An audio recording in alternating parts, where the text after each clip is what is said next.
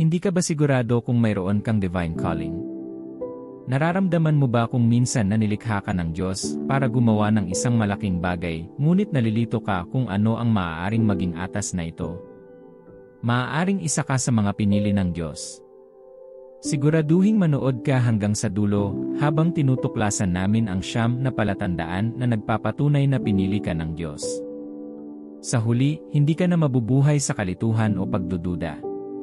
Makatitiyak ka kung ano ang nais ng Diyos para sa iyo.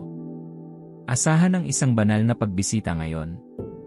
Bago tayo magpatuloy, kung ito ang iyong unang pagkakataon sa channel na ito, mangyaring mag-subscribe. Paki-click ang notification bell. Makakatanggap ka ng liwanag mula sa isip ng Diyos at babaguhin ka nito magpakailanman. Palaging pinipili ng Diyos ang ilang individual upang isakatuparan ang kanyang layunin sa lupa. Inilalagay niya ang mga ito sa iba't ibang sphere na may natatanging blueprint. Ang mga piniling ito ay mga tao na sa pamamagitan nito ay maaaring abutin ng Diyos ang mundo. Sa partikular na atas na ibinibigay sa iyo ng Diyos, magkakaroon ng malinaw na pagkakaiba sa pagitan mo at ng iba na gumagawa ng parehong bagay. Ito ay dahil ang Diyos ay naglalagay ng tatak sa iyo bilang isa na kanyang ipinadala upang gawin ang mismong bagay na iyon. Maaaring mahirap matukoy kung ano ang sinasabi ng Diyos tungkol sa iyo bilang isang individual. Maaaring mayroon kang clue na dapat mong gawin ang isang gawain, ngunit hindi ka sigurado na pinili ka ng Diyos para gawin ito. Ito ang dahilan kung bakit kailangang malaman kung ang Diyos ay may espesyal na atas para sa iyo. Kapag may banal na plano ang Diyos para sa iyo, hindi niya ito inililihim. Ipinakikita niya ito sa iyo. Ito ay dahil gusto niyang gumawa ka ng mga aksyon na akma sa blueprint na itinakda niya para sa iyo. Kaya, kung kabilang ka sa mga pinili ng Diyos, makatitiyak ka na nagsimula na ang Diyos na magbigay sa iyo ng mga senyales. Maaaring hindi mo lang alam na ang Diyos ang nagsasalita sa iyo. Ngunit sa video na ito, magkakaroon ka ng kalinawan. Kaya, ano ang 9 na palatandaan na ikaw ay napili? Numero 1, intentionality tungkol sa iyong buhay. Habang nangangako ka sa pagbuo ng iyong Kristiyanong paglalakad kasama ang Diyos, nagsisimula siyang gumawa ng mga input sa iyong buhay. Kapag nagsimula kang lumakas sa iyong pakikisama sa Kanya, mapapansin mo ang mga pagbabago. Magkakaroon ng pagkakaiba sa kung paano siya nakikipag-ugnayan sa iyo, lalo na kung ikaw ay pinili. Hihilingin sa iyo ng Diyos na gawin ang mga bagay na maaaring hindi karaniwan sa karaniwang paraan. Gagawa siya ng ilang mga kahilingan na hindi niya hihilingin sa ibang mga Kristiyano sa paligid mo. Ang mga kahilingang ito ay magiging kakaiba sa iyo. Anumang oras na naisin ng Diyos na gawin mo ang isang bagay, sisiguraduhin niyang handa ka. Bibigyan ka niya ng anumang sa tingin niya ay kinakailangan para sa iyong paglalakbay. Malalaman mong iginigiit ka ng Diyos ng higit kaysa sa regular na Kristiyano. Kunin si Samson, halimbawa. Dahil isakatuparan niya ang isang mas malaking layunin, nagbigay ang Diyos ng mahigpit na tagubilin sa kanyang mga magulang. Ang kanyang ina ay nagsimulang sumunod sa mga tagubilin ng Diyos bago pa man siya isinilang. Hindi siya dapat kumain ng ilang pagkain sa panahon ng kanyang pagbubuntis. Sa katunayan, ang Diyos ay may mga tiyak na tagubilin para sa kanyang buhok. Hukom 13:4 5. Ngayon, siguraduhin huwag kang uminom ng alak o ng iba pang inuming pinaasim, at huwag kang kumain ng anumang bagay na marumi. Magbubuntis ka at magkakaroon ng isang anak na lalaki na ang ulo ay hindi dapat hawakan ng labaha sapagkat ang bata ay magiging Nazareo na nakatalaga sa Diyos mula sa sinapupunan. Siya ang mangunguna sa pagliligtas sa Israel mula sa kamay ng mga Filisteo. Ang mga bagay na ipinagawa ng Diyos sa kanyang mga magulang ay hindi mali, ngunit dahil isa siya sa mga pinili ng Diyos, ang mga tagubiling ito ay tiyak sa kanya. Mula sa Bagong Tipan, makikita mo na ang Diyos ay partikular sa mga pangalan ng ilang individual. Ang unang halimbawa ay si Juan Bautista. Sa Lucas 1:13-17, nagpakita ang anghel ng Panginoon sa isang lalaking nagngangalang Zacarias, at sinabi sa kanya na siya ay manganganak ng isang lalaki. Sinabi niya kay Zacarias na pangalanan ang bata na Juan dahil hindi siya magiging ordinaryong bata. Ngunit si Zacarias ay nag-aalinlangan, hindi siya makapaniwala sa sinabi ng anghel sa kanya. Pinawalang bisa ng anghel si Zacarias dahil nag-alinlangan siya. Ngunit kahit noon pa man, tiniyak ng Diyos na ang anak na isisilang ay taglay ang pangalang gusto niya. Lucas 1:59-63. Nang ika-8 araw, sila'y nagsiparoon upang tuliin ang bata, at ipapangalan nila siya sa pangalan ng kanyang ama na Zacarias. Ngunit nagsalita ang kanyang ina at sinabi, hindi. Siya ay tatawaging Juan. Sinabi nila sa kanya, walang sinuman sa iyong mga kamag-anak ang may ganoong pangalan. Pagkatapos ay nakipagsinya sila sa kanyang ama upang malaman kung ano ang gusto niyang ipangalan sa bata. Kaagad, ito ay nangyari, siya ay nakabawi sa kanyang pananalita. Ang susunod na halimbawa ay si Jesus. Sa Lucas 1:31, ang anghel na dumating kay Maria ay tiyak tungkol sa pangalang dadalhin ng tagapagligtas. Isa ito sa mga paraan na ipinapakita ng Diyos na sinasadya niya ang mga taong pinili niyang makasama. Maaaring magsimula siyang magbigay sa iyo ng mga tagubilin tungkol sa mga bagay na personal sa iyo bilang isang individual. Maaaring ito ay upang paigtingin ang iyong salita sa buhay o manatili sa isang partikular na gawain sa panalangin. Maaaring hilingin niya sa iyo na panatilihin ang schedule ng pag-aayuno na naiiba sa iyong regular na pangako. Maaaring baguhin ang isang bagay tungkol sa iyong pananamit o pag-urong sa mga partikular na agwat. Kapag sinimulan mong maranasan ito, may tungkulin ang Diyos para sa iyo. Bilang 2, magkasunod na mga tagubilin mula sa banal na espiritu. Kapag pinili ka ng Diyos, madalas niyang gagawing malinaw ang kanyang pangitain para sa iyong buhay. Magiging malinaw sa iyo kung ano mismo ang nais ng Diyos na gawin mo. Hindi ka mag-aalinlangan dahil paulit-ulit niya sa iyo ang parehong mga salita. Ang kanyang boses ay nasa iyong subconsciousness. Patuloy nitong ituturo sa iyo ang partikular na gawaing nais niyang gawin mo. Isa sa mga paraan kung saan nakikipag-usap ang Diyos sa iyo ay sa pamamagitan ng banal na espiritu. Habang inuuna mo ang pagpapalaki ng kaugnayan sa Diyos, pinalalaki mo ang mga gawa ng banal na espiritu sa iyong buhay. Nagbibigay ito sa Kanya ng pagkakataong magsalita sa iyo tungkol sa kalooban ng Diyos para sa iyo. Tandaan na nagmamalasakit ang Diyos sa paraan ng iyong pamumuhay. Nais niyang mamuhay ka ayon sa kanyang layunin. Kaya, kung may assignment siya, hindi niya ito ilalayo sa iyo. Ipapaliwanag niya sa iyo ang iyong tungkulin. Bago ang kapanganakan ni Juan Bautista, ang anghel na nagpakita sa kanyang ama ay tiyak kung ano ang magiging misyon ni Juan. Lucas 1:15-17. Siya ay mapupuspos ng banal na espiritu bago pa man siya ipanganak. Ibabalik niya ang marami sa mga tao ng Israel sa Panginoon nilang Diyos.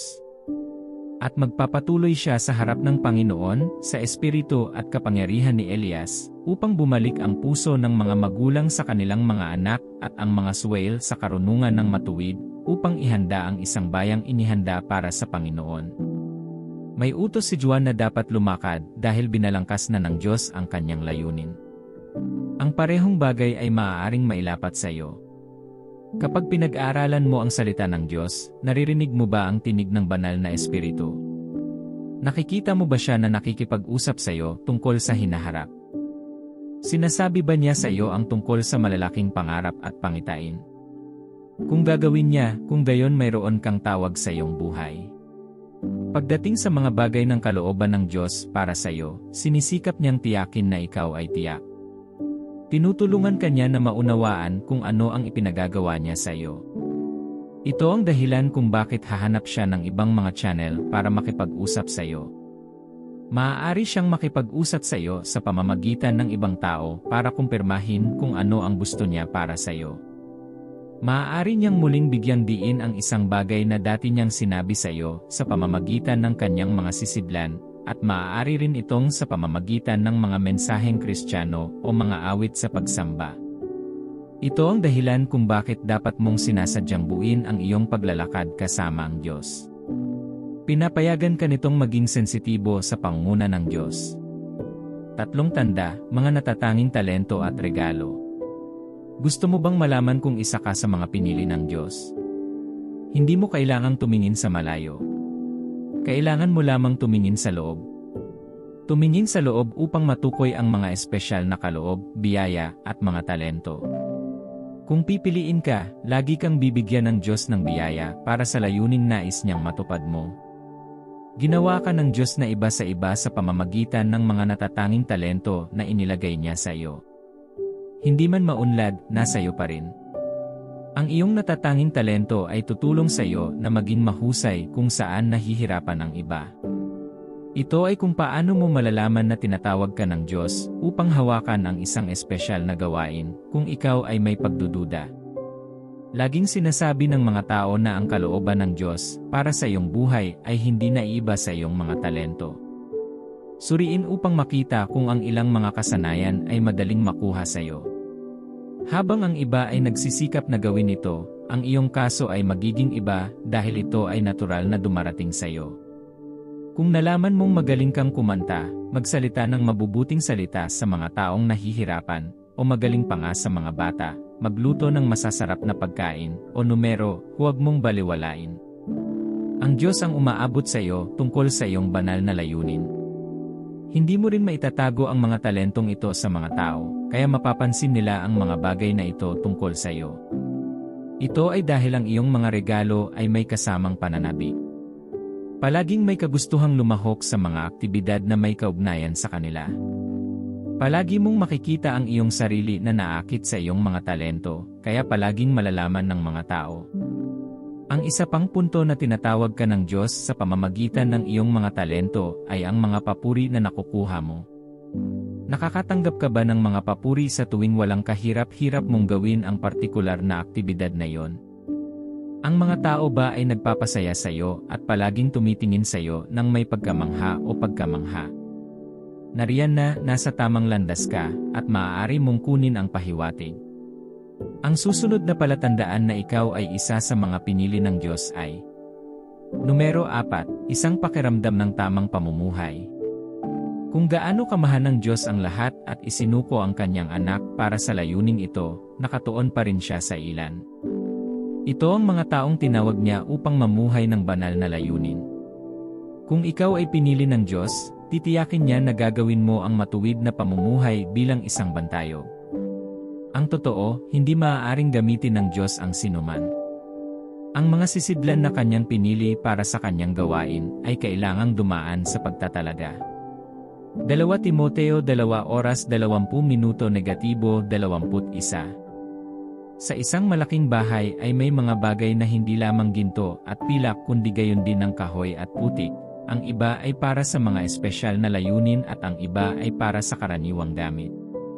Saguro at handang gumawa ng anumang mabuting gawa. Ang pamumuhay na malaya sa kasalanan ay mahalaga sa Diyos kung gusto mong gumawa ng makapangyarihang mga gawa para sa kanyang kaluwalhatian. Ito ang dahilan kung bakit hinihikayat kanya na mamuhay sa pagpapakabanal. Kung nararanasan mo ang ganitong pakiramdam ng pag-aari ng Diyos, halos parang naging sagrado ka, inaabot ka ng Diyos. Hinihimo ka niya tungo sa tamang pamumuhay. Kapag nalaman mong lagi mong nalalaman na ang iyong katawan ay templo ng Diyos, lalo na sa harap ng mga tukso, kailangan mong bigyang pansin. Ang pakiramdam ng katuwiran na ito ay magiging napakalakas na ito ay naroroon kahit na ang iyong paninindigan para sa Diyos ay maaaring makapinsala sa iyong buhay. Nangyari ito kay Joseph sa lumang tipan.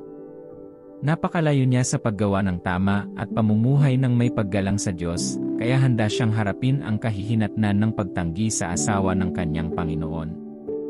Genesis 39:1 Walang higit pa sa bahay na ito kaysa sa akin. Walang ipinagkait sa akin ang aking Panginoon maliban sa iyo, sapagkat asawa ka niya. At kahit na kinakausap niya si Joseph araw-araw, tumanggi itong sumama sa kanya o makasama man lang. Magkakaroon ka ng kakaibang lakas upang maiwasan ang mga bagay na ayaw ng Diyos na masangkot ka. Bibigyan mo ng pansin ang mga relasyon na iyong itinataguyod at sisikaping pasayahin ang Diyos sa paraan ng iyong pamumuhay. Magsisimula kang maranasan ang presensya ng Diyos sa iyong buhay na nagtatrabaho upang putulin ka. Kapag sinimulan niyang putulin ang masasamang gawi at pag-ikot sa iyong buhay, dapat kang magsaya dahil isa ka sa kanyang mga pinili. Dinadalisay ka niya dahil maaari ka lamang maglingkod sa layunin ng Diyos mula sa isang lugar ng katuwiran. Number 5. Ang pakiramdam o pangangailangang tumulong sa iba. Ang sinumang pipiliin ng Diyos na gawin ang kanyang gawain ay dapat magkaroon ng puso para sa mga tao. Nangangahulugan ito na dapat kang maging isang taong tunay na nagmamalasakit sa kapakanan ng iba. Hindi pipili ang Diyos ng isang tao na hindi niya magagamit para hawakan ang buhay ng mga tao sa mundo. Alalahanin na ang mga pinili ay dapat lumikha ng impluwensya sa anumang lugar na kanilang matatagpuan, ngunit ang kanilang mahalagang katangian ay ang pagmamahal sa sangkatauhan at ang kahandaang maglingkod sa iba sa pamamagitan ng pagpapakita ng habag. Dapat mayroon kang puso na laging naghahangad na unahin ang iba at tiyakin ang kanilang kaginhawaan. Mayroon ka bang hindi pangkaraniwang pagkahumaling sa mga tao, lalo na sa mga dumaranas ng mga hamon sa kalusugan ng isip? Masigasig ka ba sa pagtuturo sa maliliit na bata? Marahil ay gusto mong gumawa ng mga hakbangin na makakatulong sa pagbibigay ng tirahan at pagkain para sa mga nangangailangan. Kung palagi mong nasusumpungan ang iyong sarili na nagbibigay ng mga sagot sa mga problemang nakakaapekto sa iba, maaari itong maging isang pointer sa atas ng Diyos para sa iyo. Anumang oras na pipiliin ka ng Diyos na gumawa ng isang layunin para sa sangkatauhan, pupunuin muna niya ang iyong puso ng may habag. Makikita mo lang ang iyong sarili na kumokonekta sa mga isyong kinakaharap ng mga taong ito. Sa ibang pagkakataon, maaaring dalhin ka ng Diyos sa parehong mga kalagayan tulad ng mga taong gusto niyang tulungan mo. Ang dahilan kung bakit niya ito ginagawa ay upang malampasan mo ang mga hamong ito at matutunan kung paano maging mas mabuting tulong sa mga taong dadaan sa parehong yugto. Maaaring dalhin ng Diyos ang iyong pagtuon sa maliliit na bata sa mga lansangan, o maaaring ito ay sa mga biktima ng panggagahasa at karahasan sa tahanan.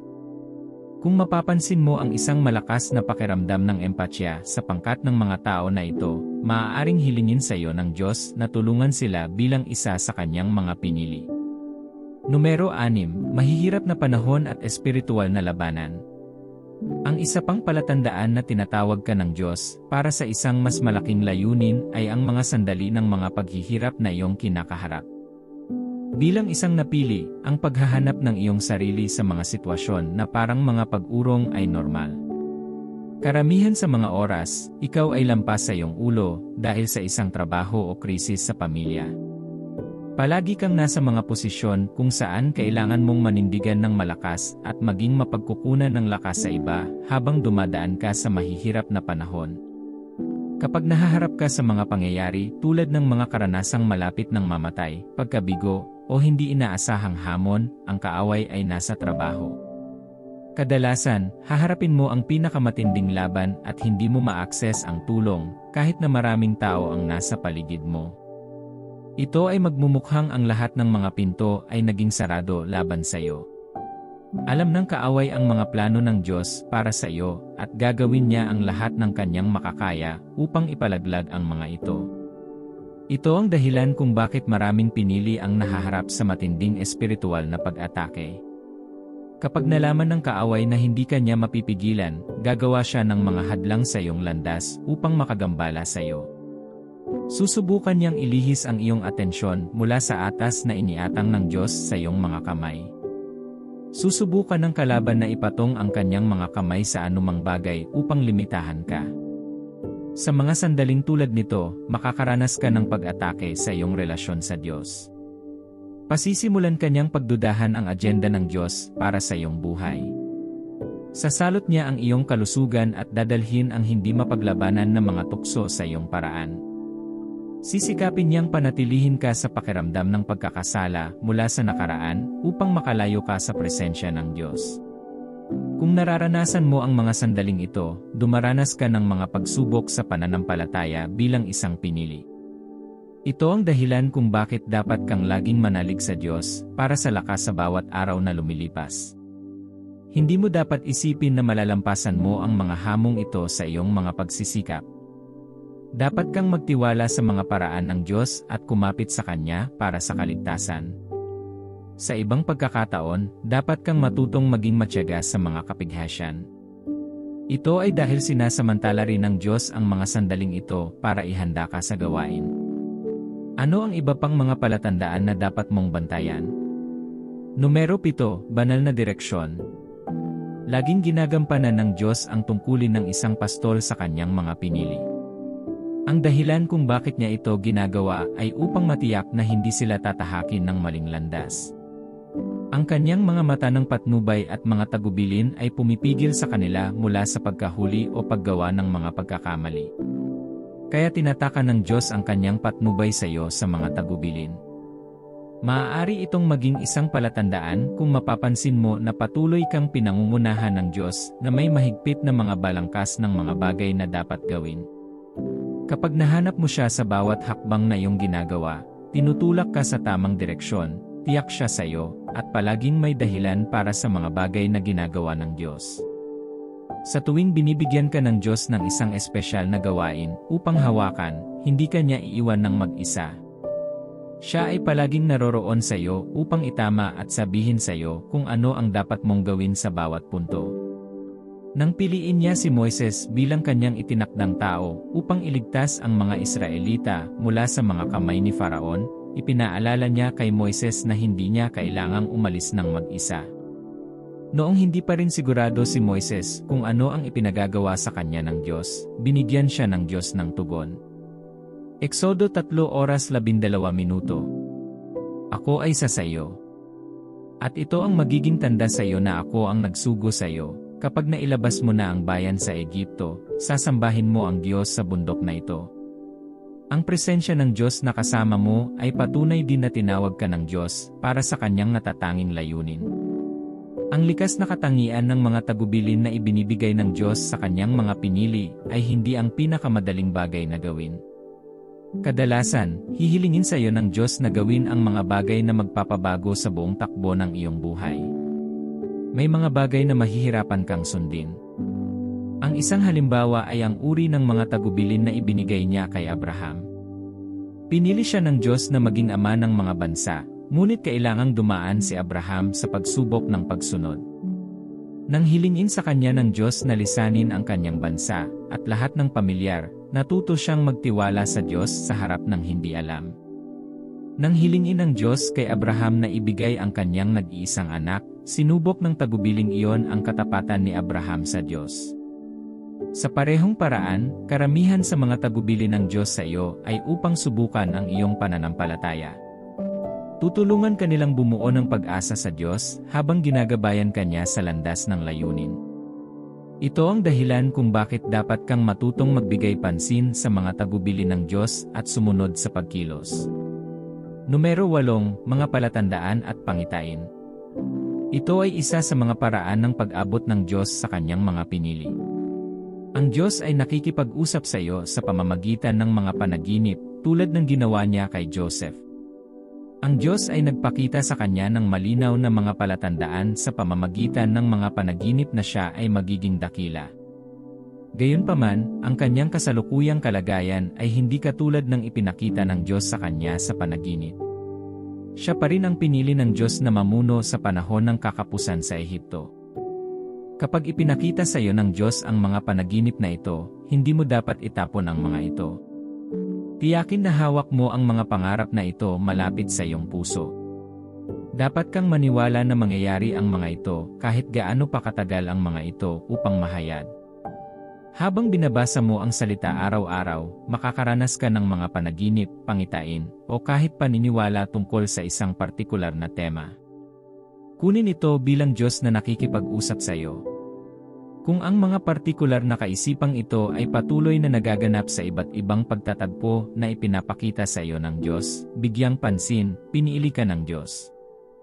Ang isa pang paraan na ipinakita sa iyo ng Diyos na isa ka sa kanyang mga pinili ay sa pamamagitan ng mga tanda na kanyang ibinibigay. Nais niyang patunayan kay Moses na tinawag niya siya para lumaban kay Paraon. Sinubukan ng Diyos na kunin ang kanyang atensyon sa pamamagitan ng mga palatandaan. Eksodo 3:2-4.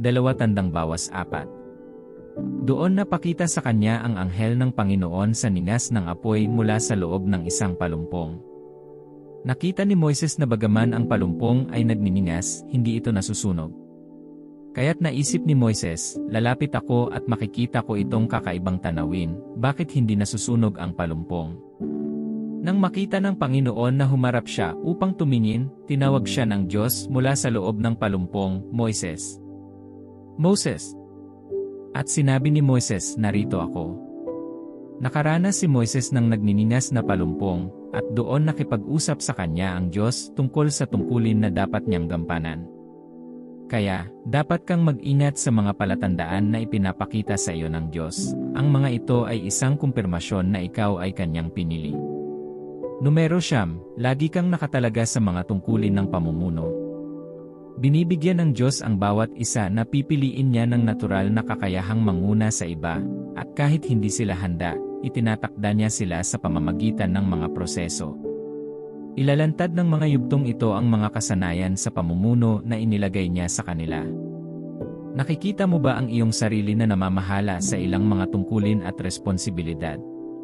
Palagi ka bang gumagawa ng mahusay na trabaho sa pamamahala sa mga taong nasa ilalim ng iyong pangangalaga? Maaaring ito ang paraan ng Diyos para ipaalam sa iyo na may mas dakilang plano siya para sa iyo. Kung palagi mong nakikita ang iyong sarili sa mga posisyon kung saan kailangan mong magbigay ng mga solusyon, maging sa iyong mga kasamahan o matatanda, kung gayon ang Diyos ay umaabot sa iyo. Kapag lumitaw ang mga pagkakataong ito, dapat mong panoorin kung paano mo pinangangasiwaan ang mga ito. Palagi ka bang gumaganap ng mahusay, kahit na hindi sigurado sa paunang yugto? Kung ikaw ito, ginawa kang pinuno ng Diyos. Kapag patuloy mong nakikita ang iyong sarili sa mga posisyon ng otoridad sa mga tao, maaaring ito ay isang senyales na inihahanda ka ng Diyos na pamunuan ang mga tao o pamahalaan ang mga pananalapi, negosyo, at mga kontrata. Kahit na hindi ka handa para dito, dapat kang matutong magtiwala sa Diyos sa pamamagitan nito. Hindi pa handa si Moises, gayon din si Gideon. Inakala nila na sila ay hindi gaanong mahalaga sa plano ng Diyos, ngunit ipinakita sa kanila ng Diyos kung gaano siya nakatuon sa pagtulong sa mga pinili niya. Ngayong naunawaan mo na ang mga palatandaang ginagamit ng Diyos para sabihin na ikaw ay kanyang pinili, tingnan natin ang ilang bagay na kailangan mong gawin. Kailangan mong tanggapin ang perpektong kalooban ng Diyos para sa iyong buhay. Huwag tumakas sa iyong banal na layunin, dapat mong yakapin ang pagiging sisidlan ng karangalan sa Diyos. Gayon din, dapat kang bumuo ng isang pamumuhay ng panalangin. Maaaring linawin ng panalangin ang anumang hindi nasasagot na mga tanong na maaaring mayroon ka tungkol sa iyong banal na tungkulin. Dapat kang laging maniwala na kaya mong isakatuparan ang mga tagubiling ibinigay sa iyo ng Diyos. Hindi ka maaaring bigyan ng Diyos ng isang gawaing dapat hawakan nang hindi ka muna sinasangkapan. Siya ay palaging naglalabas ng biyaya at lakas upang tulungan kang gawin ang kanyang iniutos. Dapat kang magtiwala sa Diyos, kahit na mahirap sundin ang kanyang mga tagubilin. Hinding-hindi kanya ililigaw. Tandaan na ang Diyos ay interesado sa iyong buhay. Kapag binigyan mo siya ng access, nagbibigay siya ng input. Kaya, dapat kang mangako sa pagbuo ng iyong relasyon sa Diyos upang makilala mo ang kanyang tinig kapag siya ay nagsasalita sa iyo. Huwag mong panatilihin ang mga talento na ibinigay niya sa iyo, kailangan mong buuin ang mga ito at makipagkalakalan sa kanila. Hindi ka maaaring ganap na magpakita sa buong kapasidad kung hindi ka magsisikap sa pagpino ng iyong mga regalo. Habang patuloy kang nagtatayo, kapag oras na, itinatayo ka niya sa entablado para makita ng mundo. Iyan ay kapag maaari mo na ngayong maimpluwensyahan ang mga tao. Ngunit kailangan mo munang maging handa na magtrabaho sa kung ano ang mayroon ka. Kailangan mong dumaan sa proseso ng paggawa ng hindi magandang potensyal na iyon sa isang mahalagang asset na magagamit ng Diyos para pagpalain ang buhay ng iba. Kailangan mong mamuhay ng malinis at walang kasalanan. Ang kasalanan ay maaaring humadlang sa iyo sa pagtupad sa kalooban ng Diyos para sa iyong buhay dahil ang Diyos ay hindi maaaring pabayaan ang kasalanan ikaw ay malayo sa kanyang maabot. Ito ang dahilan kung bakit kailangan mong gumawa ng pang-araw-araw na desisyon upang mamuhay ng isang buhay na nakalulugod sa Diyos. Dapat mong alisin ang lahat ng bagay na humahadlang sa iyo sa presensya ng Diyos upang gumana ng walang putol kasama ng Diyos. Dapat mong tandaan na gagamit lamang siya ng isang pinabanal na sisidlan. Ito ang dahilan kung bakit kailangan mong hilingin sa Diyos ang biyaya upang mamuhay ng isang banal na buhay. Ang matuwid na pamumuhay ay kung paano inihahanda ng Diyos ang sinumang tinatawag niya para gawin ang kanyang gawain sa lupa. Patuloy na magtiwala sa Diyos habang pinamumunahan kanya sa kanyang layunin ang pinili. Manalangin tayo.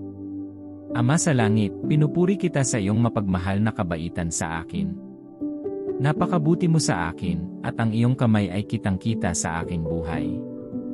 Sa buong paglalakbay ko sa lupa, hinawakan ako ng iyong kamay sa kaligtasan. Ikaw ang aking tagapag-ingat at tagapagtanggol.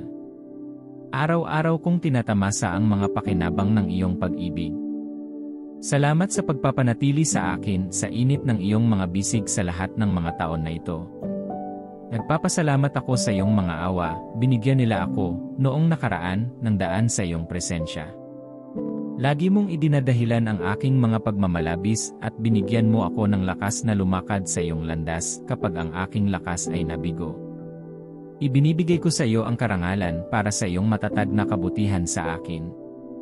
Nagpapasalamat ako sa iyong pagpili sa akin, ang dugo mo ang nagbigay sa akin ng access sa iyong plano. Ako ay nagpapasalamat, Panginoon. Hinihiling ko na linisin mo ako sa lahat ng aking pagkukulang. Mangyaring hanapin ang aking puso para sa bawat paraan na hindi naaayon sa iyong kalooban para sa akin at linisin ito. Panginoon, hinihiling ko na bigyan mo ako ng biyaya na gawin lamang ang mga bagay na nakalulugod sa iyo. Humihingi ako ng tulong sa iyong buhay ngayon. Hindi ko maihanda ang aking sarili para sa layunin na iyo para sa akin. Hinihiling ko na simulan mong buksan ang aking mga mata sa gawaing iyong nakatakdang gawin sa aking buhay. Tulad ng ipinaalam mo kay Moises, tulungan mo akong malaman sa tulong ng banal na espiritu kung ano ang tinawag sa akin na gawin. Hinihiling ko na hayaan mo akong panatilihing nakatutok ang aking mga mata sa iyo kapag dumating ang mga tukso. Kailangan ko ang tulong ng banal na espiritu upang mapanatili akong kontrolin. Hayaang pag-alab niya ang aking sensitivity sa tinig ng Diyos kapag sinusubukan ng dyablo na magmungkahi sa akin ng mga maling kaisipan. Binubuo ko ang aking isip sa iyong salita araw-araw, ito ang nagiging pagninilay-nilay ng aking puso at pamantayan ng aking pamumuhay. Hinihiling ko na bigyan mo ako ng lakas upang matiis ang mga prosesong ito.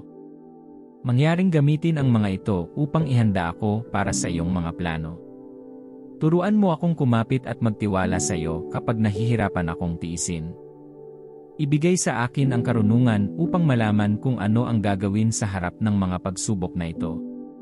Kailangan kong tulungan mo akong i-maximize ang season na ito. Panginoon, sa pamamagitan ng prosesong ito, ilabas mo ang pinakamahusay sa aking buhay para sa iyong kaluwalhatian. Tulungan mo akong magtiyaga.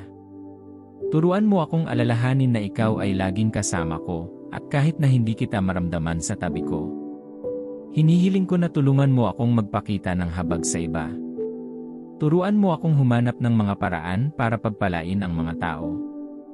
Bigyan mo ako ng biyayang gawin ang mga talento at kaloob na inilagay mo sa akin, at turuan akong maunawaan ang iyong layunin sa aking buhay upang ito ay gamitin ko lamang para sa iyong kaluwalhatian. Salamat, Panginoon, sa iyong mga mata ay nasa akin. Binabantayan mo ako ng may pag-ibig at akayin mo ako sa iyong kalooban para sa aking buhay. Sa pangalan ni Jesus, Amen. Kung ang video na ito ay isang pagpapala sa iyo, mangyaring mag-subscribe sa channel na ito upang patuloy kang makakuha ng inspirasyon. Pagpalain ka ng Diyos.